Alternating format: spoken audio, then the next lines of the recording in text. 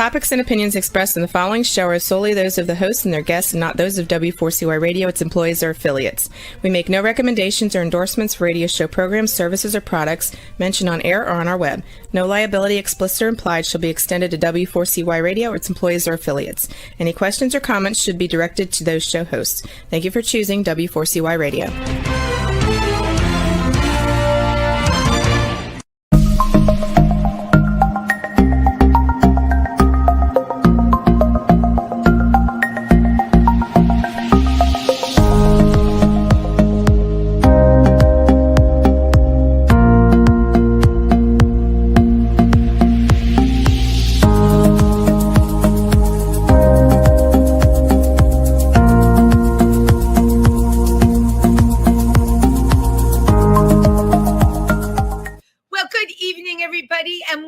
To Triversity Talk. I'm your host, Wendy Stewart. I'm always so happy to see you all on a Wednesday night. You know, like Wednesday is hump day, and it's really the icing on the cake for me to be here on Wednesday nights and have all these great guests and get to talk to my audience, even though it's virtual, right? I know that you're out there. I know you can see me. I know you can hear me. Oh, and for those of you this week that were going to the Port Jervis Fall Festival, I hope you stopped by the Triversity table. I was there in the morning, and I have to tell you, it was just really, reaffirming in human beings to be at that table. For those of you who are listening in other parts of the United States, Triversity is the LGBTQ center out of Milford, Pennsylvania, and we support the tri-state area. And every time we get to do an event where we get to do what we call tabling, it's wonderful because you're dealing with the public. And the thing I love the best about it were the people that came up to the table, everything from teenagers that said, hey, we know about Triversity Center and we want to come by. You could tell it made them feel like they had a place, a safe space. But I think the thing that always is the most amazing to me is the grandparents that'll come up and say, hey, I have a trans grandchild and I love my grandchild. I want to do everything I can to support them. And to be able to support and give information to people like that is absolutely everything. You know, with all the stuff going on in the world, it really makes you feel like you're doing something. So again, if you're in the New York, New Jersey, or Pennsylvania area, upstate, please stop by the Triversity Center. We have a great resource book. We have a lending library. We have game nights. We have a book club. We have everything. And speaking of books, tonight's guest is a very familiar face. She's been on Triversity Talk before, both as a co-host, sometimes as a guest, sometimes as a panelist, but she's a very special person to me. Simone Kraus is the former vice president of Triversity Center in Milford and now co-founder of her own organization with her wife, Mary. It's called Homeward. You can find them on Facebook. And she's currently on the board of Out Montclair and La Brujas Club. I never say that correctly. I can never get that roll. But you can go online and read more about them. The thing about Simone, I don't want to read from a bio because I'm just ready to burst with pride so much tonight. 6 years ago, Simone wanted to get her story out there. And after a false lead that was very hurtful for the people that were involved, because, you know, there are all kinds of people that will say, hey, you know what, it's not going to cost you very much. They will take your money and, you know, tell you they're going to help you do a book. And it happens more often than not. And this was a not, right? Here we go. Fast forward 6 years later. Her book is 454 pages, wonderfully long, filled with content, beautifully structured, and an incredible memoir about her life. Please welcome Simone Kraus. Hey. Hey, how we doing? Welcome to the show. This is so great. I'm so excited having you on, and here, everybody, here is the book. I'm only halfway through it. It's a great book. You wrote a great book. Oh, thank you. Yeah, there was a lot I had to put into it. It took a village to do this. Right. I mean, when I first wrote this, it was like I was writing it for my therapist. So I just kind of wrote everything down, wrote it down, and then I came across someone at my church, and Lizzie Walker, who Lizzie, who helped me kind of weed out the stuff and write, and she taught me how to write. And what I wanted to do is that I actually saw on HBO Bruce Springsteen on Broadway, and before he played one of his songs, he told his story, and I said, I want to write just like that. Oh, that's right. What was it about his story that got to you, Simone? It was actually about his hometown and how his father was teaching him to drive, and that just touched me so much, the way he explained it. And I said, I want to be able to write and explain things like that. Well, Bruce Springsteen is very down home, Jersey boy. You're very Jersey girl. Yeah. Born and raised, everything about you. And that was, I think, an incredible direction for you because that is who you are. And that's what comes through in the book from, your relationships with your family, what happened to you in school, from your career as a pipe fitter and your relationships with those dudes. All of that comes through. And there's not only an incredible honesty to the book, I love the way you wrapped it around the current events at the time. How did you come up with that for a concept? You know what it is for writing the book, and as I had to write it, what I would do is I would think of where either I was in school or what job I was on before I went to bed. And I would then play over in my head. And when I woke up in the morning, I'm most creative around 4:00 in the morning. I'd get up and I'd get about 1 hour of creativity, and I would just write and write and write about that time period. So that's how I came about with all that. And I had to really look up dates of different things that happened. So that would trigger where I was on different jobs. I think, by the way, that is a brilliant way of working. We've had a number of writers on the show. Everyone has a different process, but I totally love your process. I do love that your most creative time, right? You knew it was 4 a.m. and that's when you would write for your hour or so. So you didn't push it past that. People hit the wall, as they call it, and writer's block, and it gets in the way for them. But you were really connected, that you understood that your best work could be done at that time. I think that it's a wise choice. I love I'm big on backstory. Like I always want to know, how do you get from A to B? And this is really, really something. The story itself is intriguing. People could say, you're Simone Kraus, right? You're not president of the United States. You're not a multi-million-dollar trust fund baby. You don't have a film coming out. You're Jenny from the block, as I am. How does Jenny from the block tell their story so that people are going to be so completely engaged, right, that they can't put it down, like myself? And I have to tell you, I'm so interested. I never gave a hoot about pipe fitting. I knew you were a pipe fitter when I met you. And, what would I care about pipe fitting? It's not anything that ever enters into my existence other than, if you need a plumber and they got to do something with your pipes, right? That's true for most people.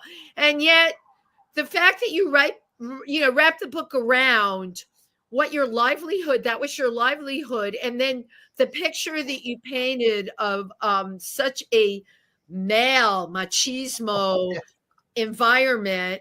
And here you had a deep secret, and yet you had to get up and go to work in that environment. I'd like to start like in the very beginning. And I want you to tell people, from the time you were little, you knew that there had been a mistake made. Oh yeah, I knew at the age of 5.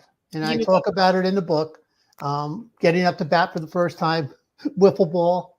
and my brother was on the mound. And it's funny when you kind of remember these memories. Yeah. It's like it flips back and forth. Like one moment, I'm right there holding the bat, and I can see my brother out on the mound. And another time, as I'm thinking about it, it's like I'm sitting up on the roof of the house, and I'm looking at the whole thing play out in front of me. And that's when I knew. He walked in, and I got up lefty just naturally. First time at bat, I see him walk in. He's got his kid sneakers on and white T-shirt, and he turns me around. He goes, and this is like 1962, 63. Only girls hit from that side. He turns me around, and I'm like, yeah, okay, something's not right here. I'm a girl.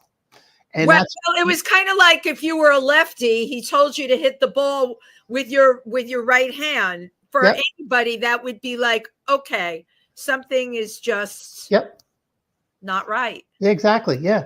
And that's when I first really kind of had the realization that something was off, you know? And it wasn't until I was 9 years old, and 1966 encyclopedia, flipping through, because my parents, I was a horrible student in school, and they bought these brand new world encyclopedias so that I would try to learn something. So, and I'm flipping through the JK, and all of a sudden I come across Christine Jorgensen. And I'm like, oh my God, right. I am not the only one in the world that feels like this. And I knew that there was others like me. And that's when I definitively knew, was when I was, 1966 was a big year. So yeah, very, pardon using the phraseology, but very transitional in your life, because it was an awakening. All along, you knew something wasn't quite right, but in a way, finding Christine Jorgensen. And I remember my mother telling me about Christine Jorgensen, and I found it completely fascinating that somebody could be born and identified by somebody else at birth, named by how they looked biologically, but yet they were a totally different person inside. And the inside meaning up here, right? Mm-hmm. Yep. What goes on in the brain. And you and I have had those discussions a lot. So you basically trying to get through school. You said you weren't a good student. You also in your book reference this thing called distractions. Wendy Kohler was on last week, also talked about those distractions.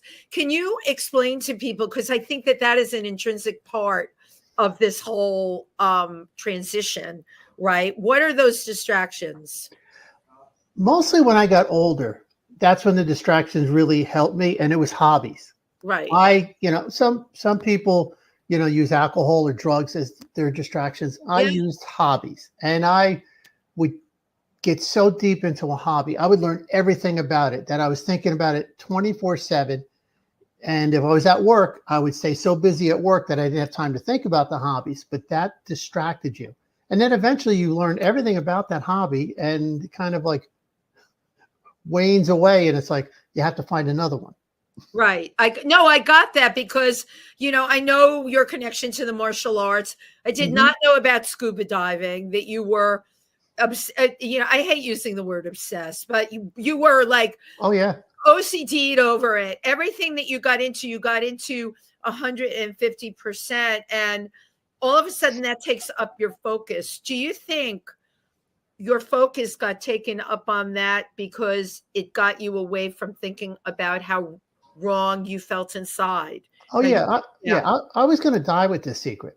Right. I figured that, once I got to the point I fell in love with Mary, I was like, I'm tough enough. I'm going to die with the secret. This is going to go to the grave with me. And I write about it in the book. It's like, okay, when I get reincarnated, I'm going to get it right that time. I'm coming back as a woman. Exactly. I guess it makes me so sad that what you said, I'm going to die with this secret, because right now, all over the country, there are people living with that secret, and knowing that something's not right, and they'll go through their entire life that way. I do feel that by somebody like you coming out and telling your story in the detail that you have, it will be a big help for other people.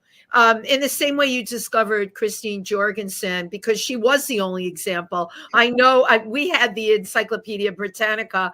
I know exactly what you're talking about, but she was the only example at the time. And we had no point of reference. So it was kind of like, that can be done. Wow. I wonder what made this person decide to do this.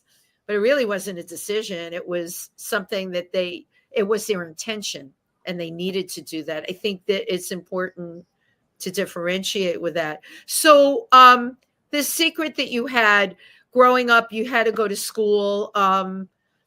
What was that like for you? Well, it was really hard because I always wanted to hang out with the girls. That's who I got along with. And I talk about in the 3rd grade when Sister Charles kind of found me playing with the girls.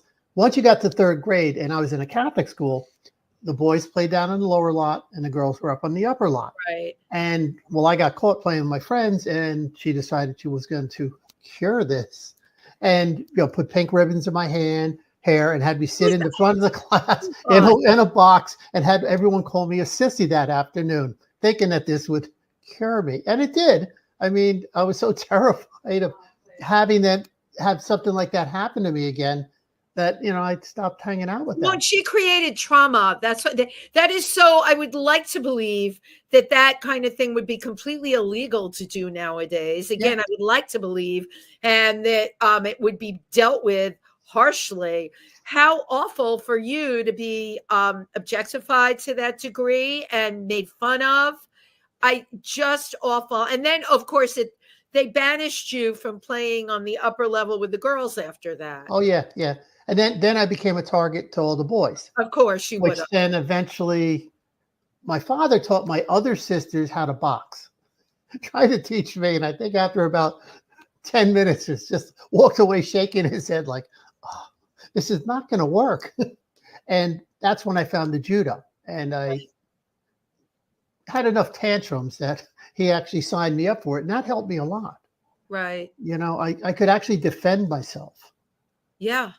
It's interesting that you found something you would be good at. Yeah. And that was my first really distraction.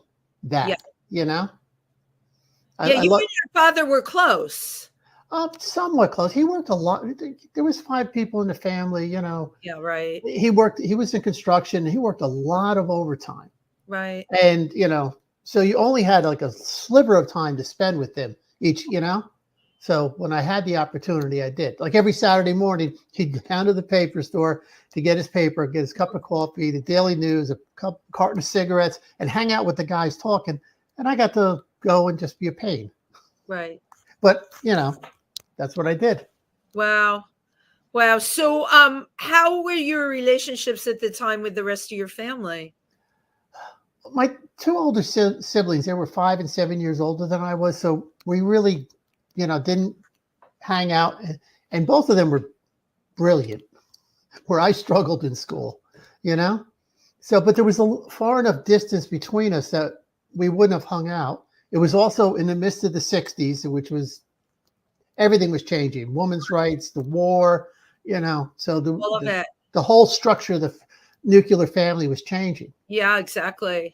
So we didn't really hang out. And then I had 2 younger sisters, 2 years and 3 years younger than me. So most of the time was devoted to them. So, I mean, I got, I spent a lot of time alone, and I was always the outsider with everybody. I write about it in the book. I was like the Omega Wolf. Yeah. So you're with the guys, and there's a whole hierarchy with men. And I would be the one that, when they wanted to make fun of and beat up, and I was an easy target because I didn't get along with them. I didn't fit in. Right. And it's incredible to me, though, that you stayed in this male-oriented environment and continued. You did your job as a pipe fitter. You would take jobs outside so you could be in the sun. Yep. Not be dealing with them. And you were in the sun even when it was really freezing cold in the winter. I can't imagine how much warmer you were because of the sun. I thought of you on top of a roof, with the pipe stuff and doing all of that. And these guys would make fun of you. You know, they it's Well, kind of like going into the lunchroom and nobody wants to sit with you. You had year after year of that. That's a lot. you become a target, and you know what it is it manner. It's a pack mentality. You have the alpha, the beta, and then all the other ones will follow in. And I, you know, there was other guys that would get picked on too consistently. But see, with what they would think of me, I mean, you couldn't even be gay at that time in the 70s, 80s, or 90s, you know? Definitely not with what you were doing. Absolutely not. And Right. let alone trans, which is even less understood, you know? Right. So there was a lot of, and you had to develop this persona that people would not want to F with you at all. Right. Because they were actually afraid of what you might do. And a lot of the trans people that were in my support group also had that type of persona. So that when we did finally transition, everyone would be like, really? You're the last one I would have thought. So, Right. and it worked for a lot of years, you know, where just this, you could literally intimidate someone by just walking into the room and giving them a look. And that's why they would do stuff behind your back, because it's a sneaky way of doing it. Well, yeah, and it still made them, you know, macho man to do that. Mm-hmm. Do you think that that they, I don't even know if they had the language for trans, but did you think that they thought that about you? Yeah. Yeah. Wow. And you had to work with these guys every single day. Well, the thing is, I would get sent to different jobs and stuff. And if I But ended it up with, seems, yeah, yeah, I mean, it seems to if be you, the same story. you would, right. Yeah. You ended up on the bigger jobs. Eventually people became a target and the shenanigans went on. And so it was always worked out really good. If I ended up on a small job, just two guys, Yeah. then I worked I was a very hard worker, very capable, so that whoever I was working with could really take it easy. So I was an asset. So, Of course. Right. And you would focus on that job because if you were with one other person, you were really more in a safe environment where you could do, you know, do your thing. yep. You talked in your book about Jade. Jade was trans. And again, I only got halfway through. I can't wait to read the rest of it. But Jade was someone you knew before she transitioned. Yep. I remember when Jay transitioned, and I remember I talk about the day she came on the job after she transitioned, and how everyone was talking. You know, it was like this whole oddity was showing Oh, up. they didn't want to use the bathroom, and she had to have. It was terrible. Yeah, it was horrible the way they treated her, and Right. stuff like that still happens today. I would totally and completely believe that. I mean, You know? I guess the question I have: you say you weren't a great student in school. We know becoming part of a union and a trade, you make good money. But at any point, did you think I got to get out of this? I have to become something else, a different kind of career? No, because I knew if I got the years in, I'd have a pension, I'd have Right, I hear insurance, you. and you Yeah. just kind of you toughed it out. You know, I mean, You when I toughed it saw out. that's what you did. You toughed it out until the day you could retire and get out and say, "Adios, amigos." Yeah, I know. Don't let the door hit you on the way out. Exactly. You know, But I mean, I got into the trades the day Elvis died, and on his 40th anniversary when he died is the day I retired. I just kind of picked that day because I was within like a week or two, and I said, I'm gonna do it this way, just kind of symbolic. yeah, Elvis has left the building. literally, it's interesting though. You transitioned at 56, and you were a pipe fitter for how many years? 40 years. That is a very long time to take that kind of abuse, and I could see even further in the reading because of having Jade enter into the story, the kinds of things they said that you must have been like, you probably were thinking about surgery, but then they were having meetings, union meetings. We're not paying for Jade's surgery. I hope we just so completely insensitive, so hate filled. Oh yeah, there was people that wouldn't want to work with her. Right. Just because of who she was. They failed her on welding tests. No, And I know. I saw the set. I learned more about the world of pipe fitting and welding than you can ever imagine from your book. It's really interesting because you're a late transitioner, and for those of you who don't know, it means exactly what it says: people that transition late in life, and it's all the stuff that comes with that, right? Because your life was one way for many, many years, and then it becomes a totally different thing. You lose family, you lose friends, you lose your job a lot of the time. yes. It's a total incomplete upheaval. And I always, when I talk with people, I really like to differentiate. This is my thing between a late transitioner and someone that transitions in their 20s. I had somebody on the show that I said to them, my God, you are so comfortable in your own skin. Yeah, I transitioned in college. What was your college like? Oh, we had professors that were trans. We had gay professors. There was a lot of arts taught in the school. Totally different thing. People cannot even begin to imagine.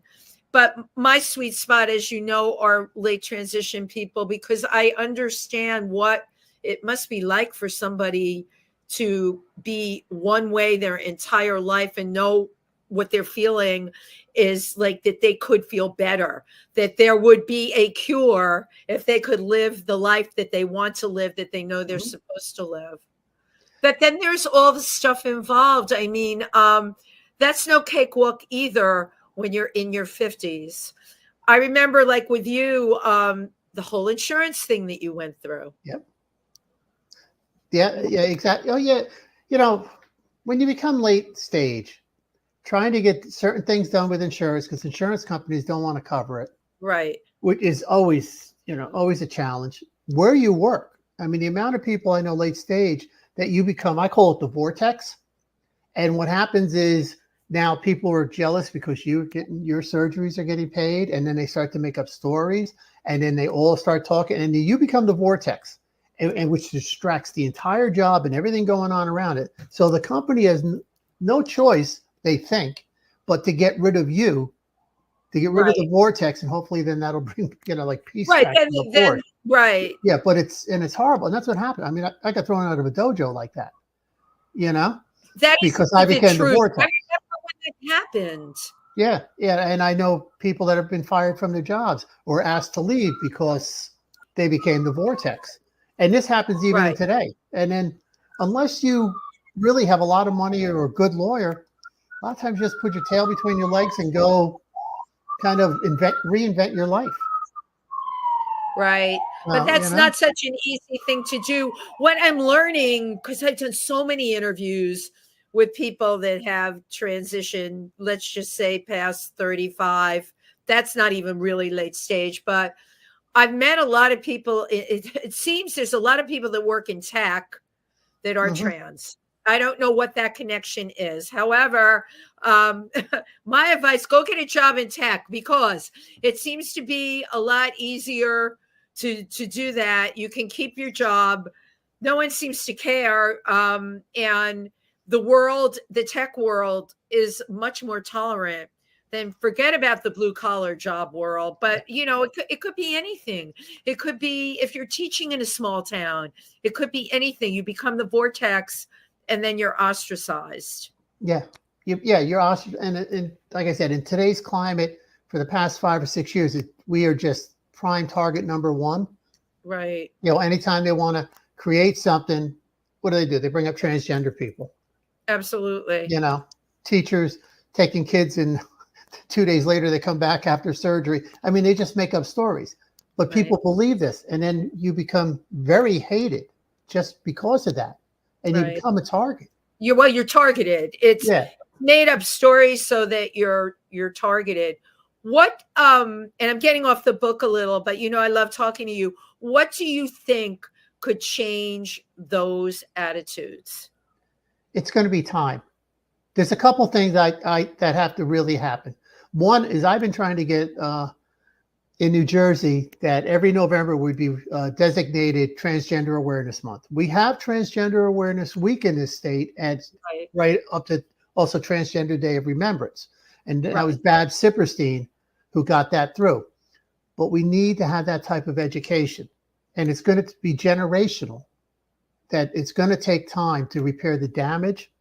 And it's going to take probably good 10, 15 years, I think, where people, oh, trans, okay, it's kind of like saying, oh, you're a Buddhist, that Right. type of thing. Well, okay, but you know what? You hit the nail on the head. To me, that's how it always was, and how I never thought, honestly, twice about my friends transitioned in their 20s and 30s, but it wasn't anything I ever thought about as quote unquote different. And I guess what I'm asking you, Simone, is, yeah, you're saying it would take time, but what if in education, in curriculums, we had these discussions that this is part of on a spectrum. Okay, people can be all different, just like I don't know, Johnny has a good aptitude for math, Sarah's feeling like she wants to transition. Do you know what I mean? But that we take and we make it, it's not this big thing. It's just that people are all different. Okay, there's a couple of things.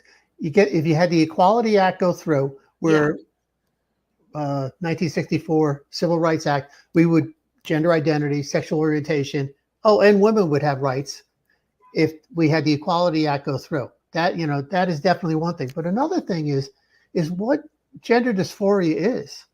It's just genetics. It's, I mean, that's all it is. I mean, just because you have an XY chromosome does not mean your brain goes like this. I mean, someone can be born with why is someone born with a cleft lip? Why is somebody born with red hair and blue eyes and both parents have brown hair and brown eyes?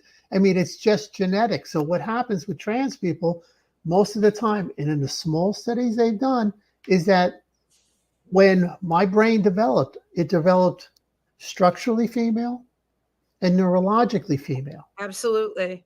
And that's what people can't wrap their heads around. And that's why someone who identifies as male that was assigned female at birth, their brain is structurally like that. And the structure of your brain is really who you are. It's not the other things I call window dressing. Right. All right. And you and I have had this conversation. But, I've tried to have this conversation with other people, and it goes into, well, what do you mean? What do you mean? They can't understand the genetic component, which we both understand is core to this discussion that we're having, and it's core to human beings. And I don't know, it's something I think about all the time. For lack of a better word, a trans brain, meaning or what does our friend Francisco call it? Left brain, right brain. I don't care what you want to call it. It's something that's got to do with genetics, and it's what a person is. It's like the person that's got the aptitude to be an amazing singer. It's got to do with who you are, and it comes from the brain, and they're not doing enough studies on it. And I personally feel people's attitudes are not going to change until those articles start getting published, like all over the place, where you can't get away from it, where they come out and say, we have proven. I don't know, maybe them, although there'll always be religious people that say God made Adam and Eve and didn't make Eve and Liz, or Adam and Steve, or there's always going to be. Everything we're talking about is actually in different parts of my book. Right. But I mean, if we were created in the image of God, it doesn't mean God was male. I mean, there was also female. But if you're saying that God was male and you had Adam, and then the rib came to here, well, then either Adam was intersexed and then Eve was the first trans woman. I mean, we were created in his image, they say, her image, God's image. There was no gender for God. There was no gender for God. And there's a lot of cultures where God is viewed as female in their particular culture. So God is absolutely fluid, depending on who you talk to. But yeah, just leave us alone. Let us agree. Live. And most late stage transitioners, because last week you were talking about passing and blending into society. And I gave this some thought. Passing is when I look in the mirror and look at myself and I'm like, yeah, I feel like I'm passing. That word is not a word that I use to judge anyone else, whether that applies to them. That is my singular word. But you use it for yourself. But For instead yourself. of saying you blending, you say you're passing. That's interesting that you use it for yourself. But I like to blend into the fabric of society.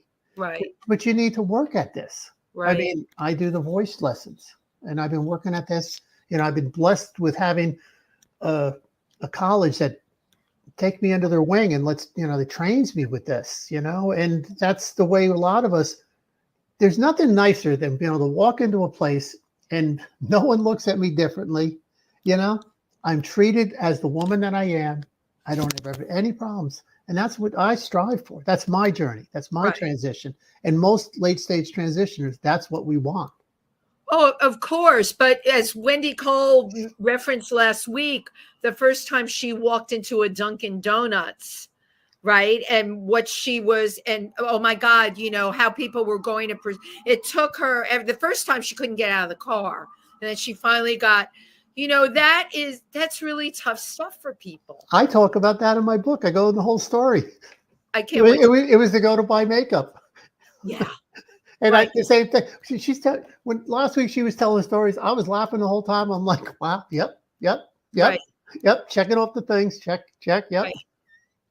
It's good for people to hear each other because, as you know, there's tons of people that have had the same experiences. It's very supporting. And for people that haven't transitioned yet, that's why I do these shows. I want them to know, hey, there's a ton of people out there that are feeling what you're feeling. And so many people have been ostracized or bullied growing up or at their job. It's really good to know that you got a big world of people that are like you and they got your back, Oh, yeah. And that you shared similar life experiences. One of the things I really enjoyed was the way you referenced being accepted by those females that you were hanging out with when you were there. And I think you were at the beach or something, and you took true pleasure hanging out with the girls. Well, yeah, that was my friends from Mawa. Right. Yep, Mawa story. Yep. And I hung out with them and had a great time and just blended right in. And in fact, the day I got married, I was running late to get to my wedding, and my friend dropped me off in the back. He swung around the front. Well, my 3 friends from Mawa showed up and they were parked in the back of the church. So I see them. They're giving me big hugs and kisses. I'm walking in arm in arm, and the priest comes out of the back of the church and only sees 1 car, 3 women walking me in. And when I get to the door, I'll never forget, he grabbed my arm because he knew my mother for years in the family. And he said, things are going to have to change now that you're taking the vows of marriage. And I'm thinking, oh, yeah, yes, Father. Yep, let's get going. And it wasn't till later that I kind of clicked that, he thought I spent the night, showed up with them, Right. Oh, yeah, you were definitely profiled by the priest. Yep, exactly. But I've always hung out with other women, felt more comfortable, could relate to them. And if I did have a friend that was male, they were usually a little more viewed as matriarchal than a patriarchal, I mean, they had, so to translate that, more feminine, the men that were more, it's interesting because in my personal life, the men I like, gay men or straight men, have they're just obviously have a lot of feminine attributes. I really just don't, the super masculine, like, dude, never got it, never will. Even in the gay men that are that super masculine, like, when they're at the gym and they grunt, it makes me sick. I just don't get it. And you really gave me a lot of food for thought about who we as human beings are comfortable with, and we should be allowed to do that. How did Mary, your amazing wife, how did she become the one? She was my best friend. I met her and she made me laugh. And when I laughed, I was like, I fell in love with her right then. Right. And then we started to date and then got married, and she's still my best friend, makes me laugh, You know, Right. she laughs all the time when she says something to me and I don't hear it right because my hearing's going. And she said she should write a book about that. Bloopers, we would call it. Yeah, exactly, you know. But Right. yeah, she's the most wonderful. She's the toughest woman I've ever met. Yeah. And I talk about her in the book. I call her Grizzle. You know, you can't chew her up. You know, she's That's just a great nickname, by the way. yeah. You know what it is I worked with a gentleman, George Bunsen, and he used to talk about his wife that way, that she was Grizzle. And I so admired my friend George. He taught me everything I knew about the trades because my father died when I was younger. He treated me like one of his own family. Yeah. You know, I mean, I miss him every day as I do as much as my father, you know, and there's a lot that I learned from him. Right. And you were lucky to have that relationship. Blessed. I've lived a charmed life. As you know, you read the book, you might not think that, but I've lived a charmed life. I mean, if I didn't transition, I never would have met you or anybody up there at Triversity. We would This not have book had these wonderful friends and family. Never Thank you. would have crossed paths, you know? Right. But you were, as you said, you wanted to live your truth. And I think that's the lesson here, Simone, that's what people need to do. When you put on a jacket and it's too tight, it doesn't fit. Mhm. Okay. And it's being able to call out, hey, it doesn't fit. And that's not that easy, right? To dance to your own drum is not that easy. I do think you have a charmed life because you were very lucky that you met your soulmate. I mean, Mary has been with you literally through thick and through thin. And, you know, the two of you are one unit. And that's really in your lifetime to have that happen. You and I know mutual people that transitioned and they still would love to be with their partner, Mhm. and they're not. No. They're not. And that is something that is missing for them because they love that person unconditionally, whether they had transitioned or not. But for the other person, sometimes it becomes a deal breaker. And then you get into that whole thing. I mean, Well, this well, is complex stuff. well, for Mary, a lot of it too was not only our vows, but she likes this kind of version of me because I'm a lot nicer. I mean, because when you're hiding this, you are just Yeah. you're the absolutely you're really the worst person around. I mean, you're really just you're angry, you're horrible, you're depressed, you just you know. And Yeah. I mean, right now we laugh each day. You know, it's just yeah, I'm truly blessed. Right. You are. You had to go through whatever you had to go through to get to the other side. But, you know, here we are talking. How many years out from your surgery are you now? Well, I had the surgery February 11th, 2021. Yeah. So So here we are in three and a half years. 2024. And I remember everything leading up to that with the freaking insurance. And you had one insurance and then you lost that insurance. And the thing with your dojo group happened around then Yep. too, that they decided that you couldn't be part of that anymore. And I think what amazes me about you, a lot of people just would have run for cover because it was so many things. And you just kept on. You kept on. You never lost sight of what you wanted to do, You what you know, had to do. my father died when I was 14, and I really pretty much felt like I was on my own, Right. even though I had older siblings and whatnot. But Because I you didn't relate, I was pretty much made every decision. I was on my own, and I had to learn how to handle things and I learned how to be a nudge so that the people that really annoyed the hell out of me, I would get even somehow. And that was, I felt better about it, but Right. it's not a really good quality. But yeah, but like in the book, if you look at the book cover, there's so much to that book cover. That I'm holding okay, it down for it. okay, so you have right now, you got the little up in the corner, you have the trans flag there. And Right. what it is anybody who's trans, they see that, they know exactly what this book is about. Right. And it's just a different wrapping, which my wife, that's how she referred to me. I said, but if you look at the label, I mean, usually the label on there, when you're given a gift, it goes to, from. This is from. From to, which is kind of a cryptic way of I went from to. And the dragonfly, you have to read the book, but that has a big significant meaning in the whole book. the dragonfly. Yeah, don't do a spoiler. No, I'm not. But I mean, I do have questions about the cover. It's a fabulous cover. All right. Let's face it, someone goes into a bookstore and sees this kind of cover, they're definitely taking this book off the shelf. All right. They want to know what's inside of it. Who designed the cover and who came up with the title? Mary came up with the title. Of course she did. And my vision was, I had that vision in my head, and it was a company, the Pacific Ghostwriters that we worked with, that they actually came back with setups of the, for the cover, and I changed a couple things, but I knew right in my head once I heard the title exactly what I wanted on there. Right. So. And I like that you mentioned ghostwriters. There's a valuable lesson for people that have been English majors and got their master's in creative writing.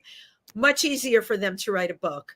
I have to give a shout out. Yes, let's do it. Through my therapist, I met her daughter, Cassie, and Cassie edited my book so that when I sent it to the ghostwriters, I told them, I don't want anything really changed, because the way Cassie made my words sound, just because I can really be long-winded, and she just brought them down to an essence. Right. That when I started reading what she wrote, I actually said to her, are you in my head at night? Because that's exactly 4 a.m. Exactly. The way she wrote it is exactly the way I would feel and I would say it. I mean, it was spot on, perfect. I mean, I had the perfect editor. Brilliant. It's amazing how everything came together for you. Oh, yeah, charmed, Yeah, absolutely charmed. And the use of ghostwriters, especially with first time published people, it's really important to do that. My first book was Run on Sentences, Stream of Consciousness, and the person I work with was in Palm Springs. It would be 9:00 in New York, and he would get up at 6, and I would read him everything over the phone and email it to him. And then he would come back with it fixed up, but still in my words. However, if it was fixed up too much, I rejected it because that's not how I speak or how I think. I didn't want, I had to have me, the essence of me. And I have to tell you, Simone, this is completely you, this book, everything in it, Well, when you do write, and you get it edited, and you have to revisit constantly, especially the painful stuff. Right. And every time I had to revisit it and rewrite a little bit or whatnot, it just rips you up. Yeah. And honestly, when my book finally got out, I had like a relief, a weight off my shoulders. Oh, it's finally done. I don't have to have that where I have to revisit this over and over and over, which is like being in therapy. Yeah. Yeah. I mean, you revisit it enough time so that you desensitize yourself. But there's some things in life you never desensitize. Exactly. Was this book, would you say it was therapeutic for you to write it? Very therapeutic. Yep. And I hope it helps someone that either knows someone that's trans that wants to kind of, get how they went through it. Someone that's either contemplating it or someone that even went through the transition. Right. Because there's so much history in there about the community, and there's some funny pipe fitter stories in there. I mean, the one I love is how I basically, a line from a movie kept me from getting an ass kicking in 1988, and I found that out in 2011. What was the line? Oh, you have to read the book. She's not giving anything away.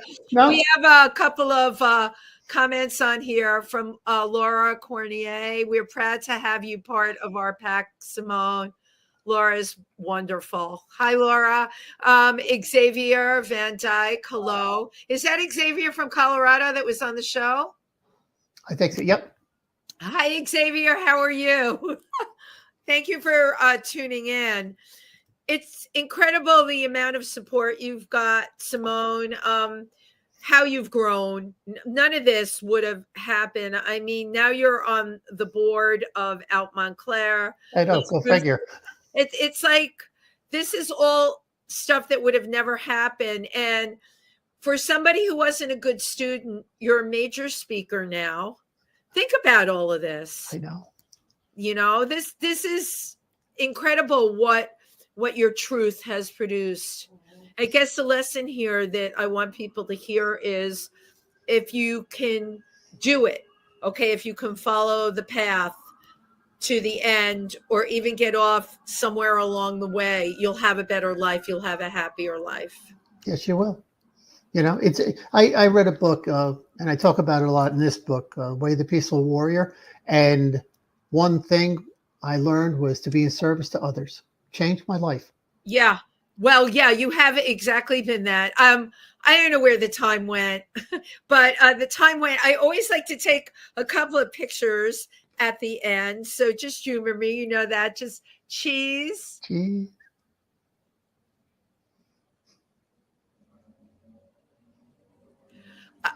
This is great having you. Real quick, tell people where they can find your book.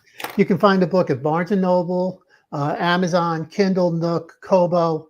I would appreciate a review, especially if you can do it on Barnes & Noble. And one other shout out to the clinicians that have worked with me at William Patterson University, the college girls that are training to be speech therapists. Thank you, thank you, thank you. You have given me my voice and allowed me to walk into the world freely, just be having this voice. Thank you.